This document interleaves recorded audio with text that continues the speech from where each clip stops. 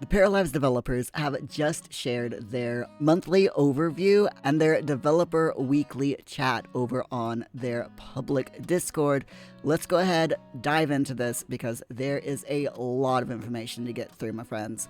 In January 2025, they created new clothing and accessories for the Paramaker, created new furniture and objects for the build mode, created animations for toddler parafolks and for adults interacting with them, created reaction animations for various emotions, started working on the layout of the first town in the game, started working on the architecture style of the town, added more wants to the game, added more gameplay effects given by emotions and personality traits, added systems to integrate various live mode interactions, improved the job performance system, added more job upgrade perks that you can unlock during your career, worked on the sound effects for the live mode, and they also shared a recap of the content created for Paralives in 2024, which includes over 600 new build mode items, over 150 new Paramaker items, over 130 new animations, and over 50 new gameplay features. They also shared more clothing items and hairstyles created for the Paramaker. They also shared a look at the creation process of a music track for the game, which is really interesting to watch. And they shared a new resizable clothesline item that they've added to the build mode, which is really neat. They're currently in February developing and adding content for the live mode core systems like interactions, needs, relationships, and more. They're designing different aspects of the game. They're fixing some bugs and polishing the gameplay experience following playtest sessions, further working on the creation of the town, creating various art assets for build mode and Paramaker, creating more character animations, working on the soundtrack of the game, and much more. Let's go ahead and move on to their developer weekly chat. This was from the 10th of January 2025.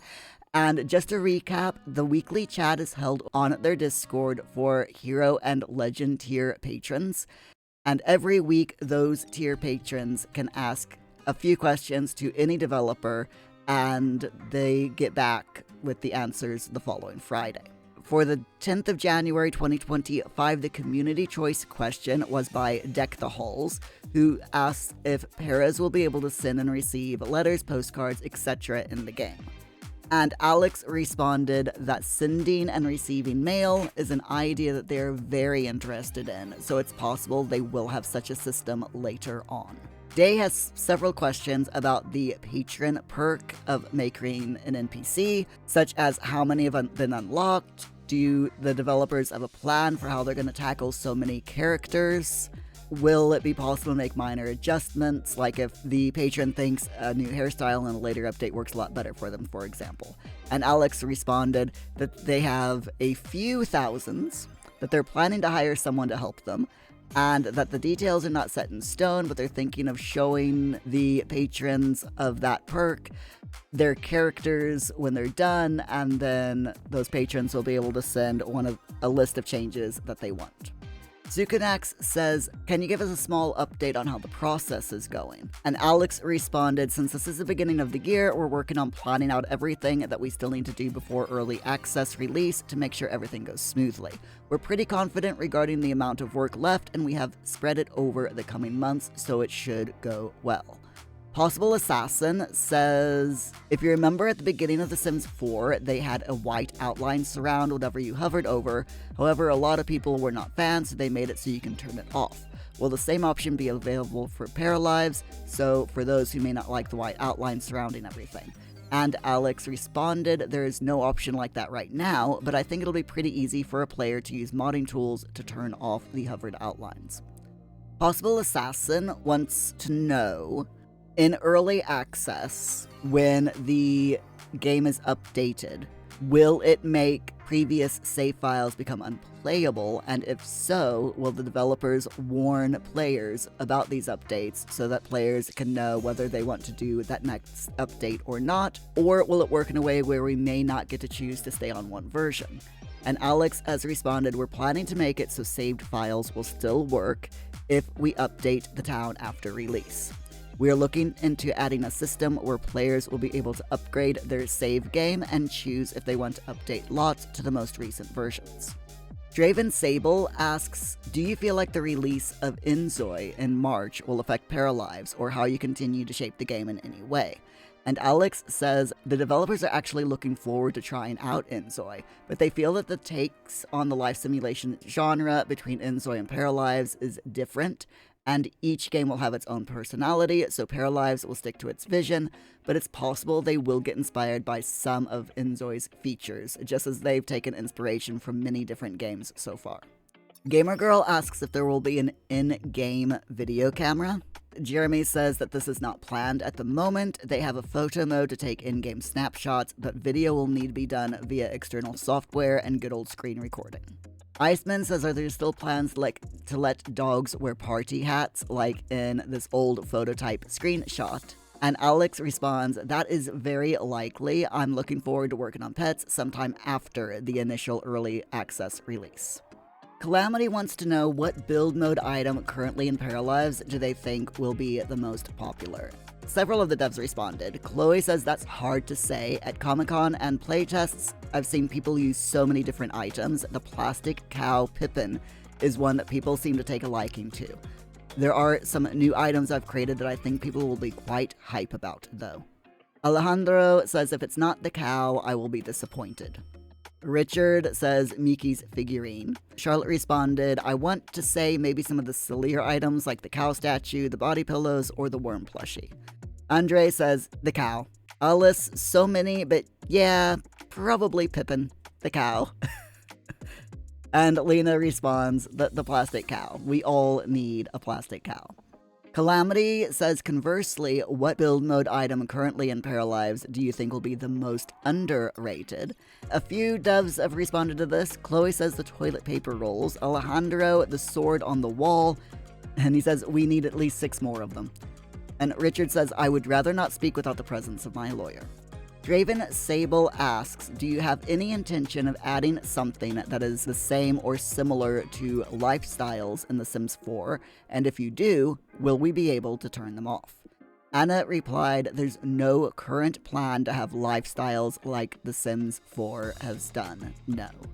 Bin Chicken asks about the painting, drawing / art skill work in the game, such as what perks can you get from leveling it up? Will your players be able to do portraits, still life, or even custom paintings like you make yourself, or that you make yourself? Sonia replied, when leveling up your parafolk's drawing skill, you'll have the option to create paintings in more art styles and larger formats. We haven't made the final decision on what art styles and format is available at each skill level yet. Custom paintings, like based on photos your parafolks might take, for example, are not part of the gameplay for now.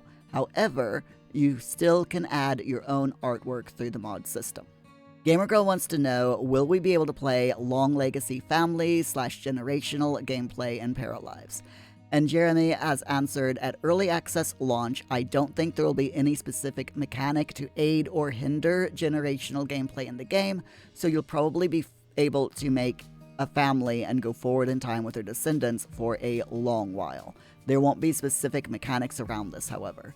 Having various types of gameplay is something we'll look into in the long run. Moving to the build mode questions, Platypus wants to know, on a scale of 1 to 10, how anatomically accurate is Mr. or Mrs. Skelly? Would I be able to use my knowledge to determine its gender? And Chloe replied, it's simplified. I did use an anatomical model to reference from. It does have fewer ribs, I believe, since I wanted to optimize. And anyway, who needs 12 ribs, especially those floating ones? As for its gender, I am unsure what gender the anatomical model had. Indy forwarded a question from Domon, who asks, the old desk video had stretching features for lamps and wall box shelves. Is that still in the game or planned? For example, being able to make the same lamp as a floor lamp and a desk lamp. Jeremy responded, while this is still technically doable, it's not in the game anymore at the moment, sadly. There are mainly two reasons for this. First, floor lamps and desk lamps do not have the same proportions, so the base of a floor lamp needs to be much wider than a desk lamp. Secondly, because desk lamps are smaller, their 3D model can be optimized and their geometry can be less complex, so we decided to have separate items instead. If you don't mind the weird smaller base or work a bit more to tweak the lamps to have two bases that switch based on the item's height, it wouldn't be too much trouble to mod in them. Moving to Paramaker questions. Possible Assassin wants to know if it would be possible to see paras without the blush in the way we've been telling people they can change it. And they say, to me, while I do love everything about the post, the fact is that everyone looked a bit like they have the flush people get when they're drinking.